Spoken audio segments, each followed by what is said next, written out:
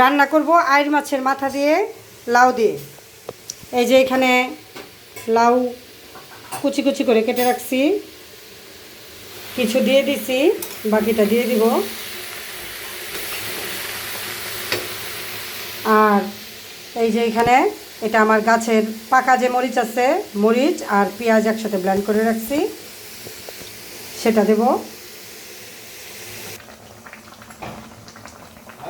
লাউয়ের সাথে তরকারি মোটামুটি হয়ে আসছে প্রায়। আর এদিকে ভাজতেছি খেসারির ডালের বড়া, তারপরে আছে আইড় মাছ, এটা রান্না করব আলু দিয়ে। আর এই যে এই লতিগুলো আমার বাড়ির, এগুলি রান্না করব এই যে বড়াটা দিয়ে। লতা বসিয়ে দিলাম।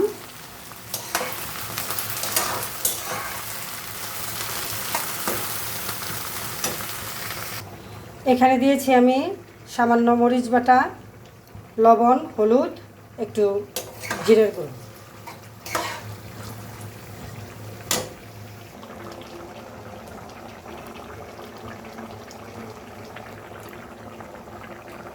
কষানো হয়ে গেছে।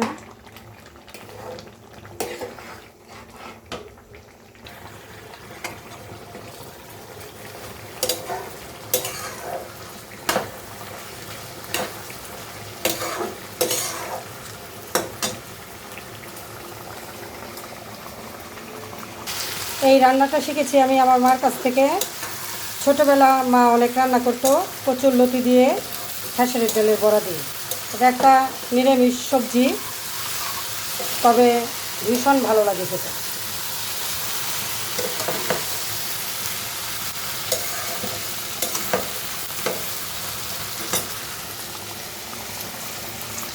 মশলাটা প্রায় কষানো হয়ে গেছে।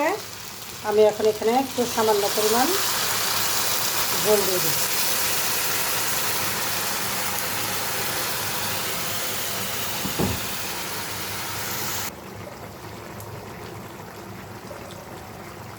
এটা একটু মাখা মাখা হলেই নামাই ফেলব।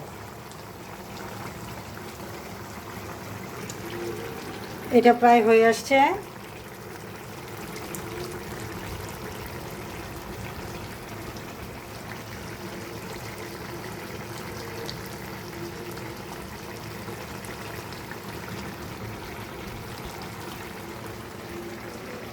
লাউয়ের তরকারিও হয়ে আসছে।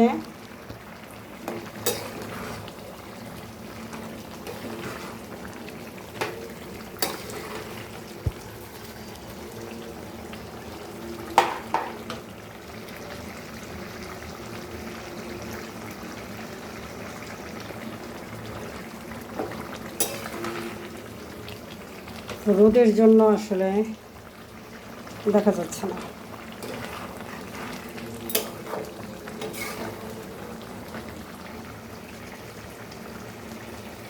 বাস কমপ্লিট। এখন লাউয়ের তরকারিতে ধনেপাতা দিয়ে দিব। এটাও হয়ে গেছে। লতি দিয়ে খেসারির ডালের বড়া।